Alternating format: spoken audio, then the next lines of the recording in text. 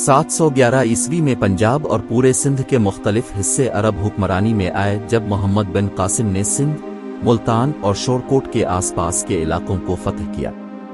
ये खित्ता उमवी खिलाफत के कंट्रोल में आया। इस खित्ते में मौजूद आराई कबाइल बाज़ औक़ात मोहम्मद बिन कासिम के साथ आने वाले अरब फौजियों की नस्ल से होने का दावा करते हैं। सुल्तान महमूद गज़नवी ने अपने वालिद सुल्तान के जरिए कायम करदा गज़नवी ख़ानदान की सल्तनत के लिए 997 ईस्वी में यह खित्ता कब्जे में किया। उसने 1005 में शायों को काबुल में ज़ेर किया और उसके बाद इसने पंजाब पर फतह हासिल की।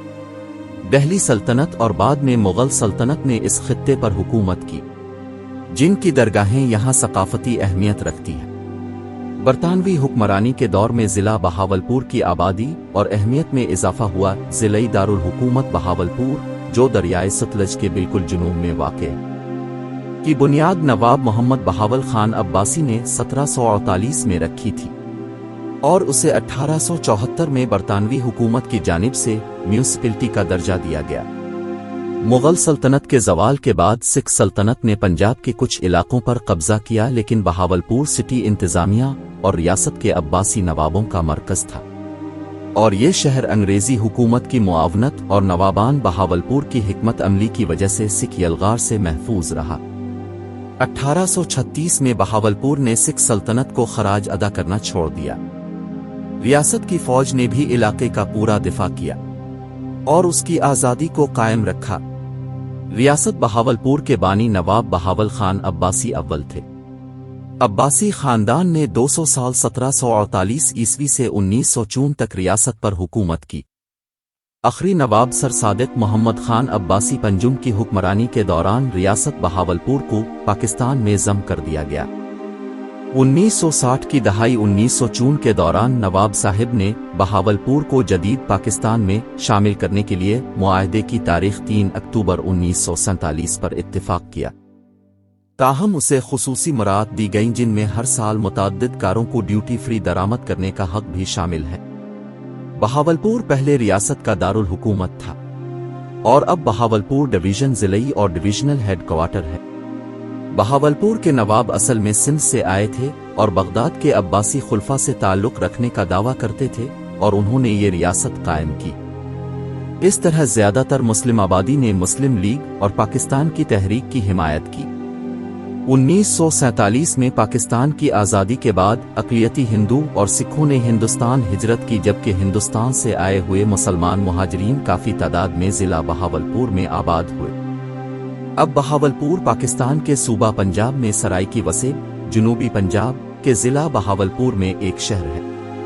1998 की मरदम शुमारी के मुताबिक उसकी आबादी 4,08,395 नफूस पर मुश्तमिल है। बहावलपुर पाकिस्तान का 11वां बड़ा शहर है।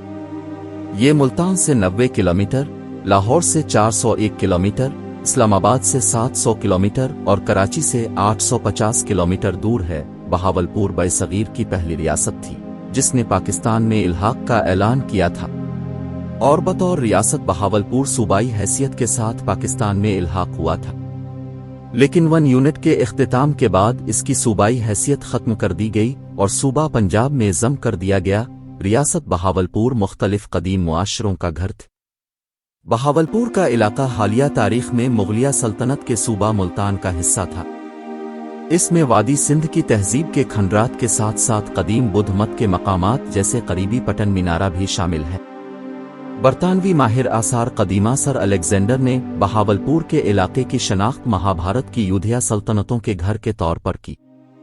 बहावलपुर के क़याम से पहले खित्ते का बड़ा शहर ऊच शरीफ का मुक़द्दस शहर था, जो 12वीं सदी और 17वीं सदी के दरमियान एक इलाकाई मेट्रोपॉलिटन मरकज़ था, जो कि 12वीं और 15वीं सदी के दौरान तामीर किए गए मुस्लिम सूफिया के लिए वक्फ तारीखी मज़ारात के मजमूए के लिए मशहूर है। बहावलपुर 1748 में नवाब बहावल खान अव्वल ने कायम किया था, जब वो शिकारपुर, सिंध से ऊच के आसपास के इलाके में हिजरत कर गए थे। बहावलपुर ने कबीले के दारुल हुकूमत के तौर पर डेरा वड़ की जगह ले ली। ये शहर इब्तिदा में अफगानिस्तान और वस्ती हिंदुस्तान के दरमियान तिजारती रास्तों पर एक तिजारती चौकी के तौर पर परवान चढ़ा।